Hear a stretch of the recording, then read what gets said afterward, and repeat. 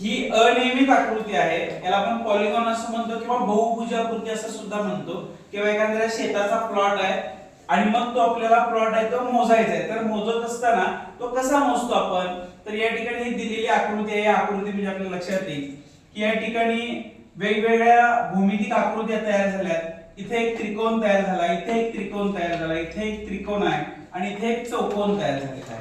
मग आपल्याला ही जी बहुभुजाकृती आहे ती नाव पण दिलेत मी तिला, ए बी सी डी आणि ई असा हा बहुभुजाकृती आहे. आणि याचं आपल्याला काय करायचंय, क्षेत्रफळ काढायचं आहे. तर एरिया ऑफ प्लॉट आपण असं म्हणू शकतो त्याला.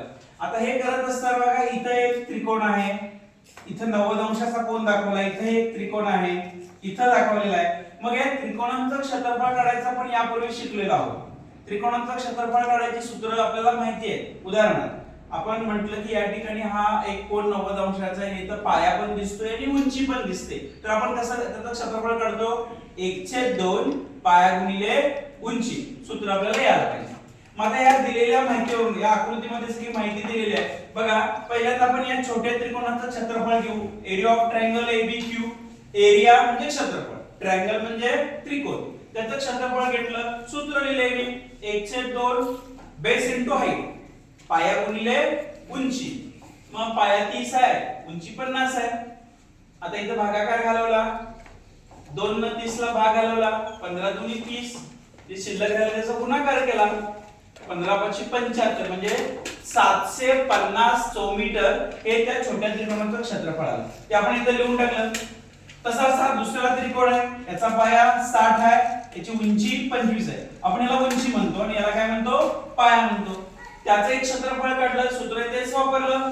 काय सूत्र वापरलं, 1/2 पाया गुणिले उंची. काय वापरलं सूत्र, 1/2 पाया गुणिले उंची. बघा त्याचं पण चौरस मीटर आलं, 750 चौरस मीटर आलं. त्याच्यानंतर आपण हा जो खालचा मोठा त्रिकोण आहे त्याचं क्षेत्रफळ काढणार आहे.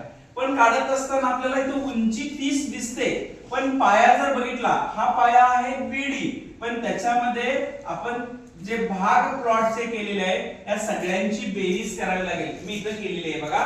बीडी बरोबर या ठिकाणी या सर्व छोट्या छोट्या बाजूंची काय करायची आहे, बेरीज करायची आहे.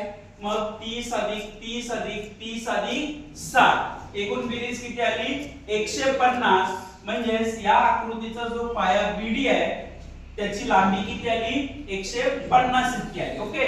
आता मग त्यासाठी आपल्याला सूत्र कुठलं बघायचं, 1/2 पाया गुणिले उंची. किती आलं त्याचं क्षेत्रफळ, 2250. आपण इथं 2250 क्षेत्रफळ लिहिलेलं आहे. आता राहिला एक चौकोनाचा भाग.